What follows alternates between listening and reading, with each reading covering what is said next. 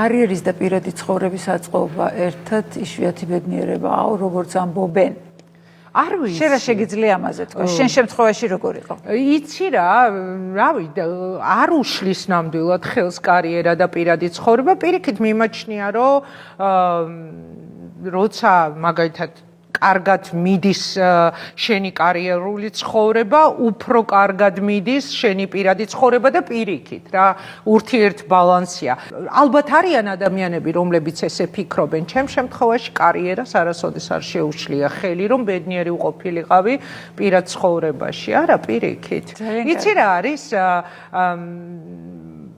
მართლა ერთმანეთს ავსებს რა. ანუ წარმოიდგინე, როცა შენ ხარ ბედნიერი, შენს პირად ცხოვრებაში გინდა რომ უკეთესად გამოიყურებოდე, გინდა რომ რასაც აკეთებ იყოს ძალიან კარგი, გინდა რომ მოაწონო თავი, აი დაუშვა ჟურნალი, ტელევიზორი ჩართოს და დაგინახოს და მოეწონო, წარმატებული იყო და მოეწონო. ანუ და პირიქით, აი რასაც ხელს უშლიდა ჩემ შემთხვევაში. ეს იყო ოჯახის საქმეები, დროს ვერ ვპოულობდი, ხო ხდები რუტინისთვის, თორე აი ხა პირადი ცხოვრება, სადაც შე რაღაცა, აი რაღაც როგორც ქალს, რაღაც სხვა ისინი გჭირდება.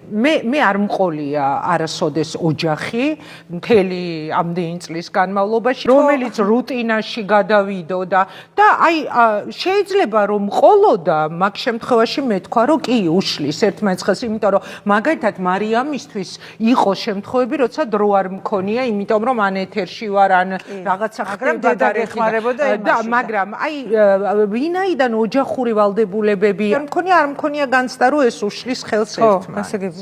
და არც არასოდეს არ მდომებია. ეგ არის უცნაური.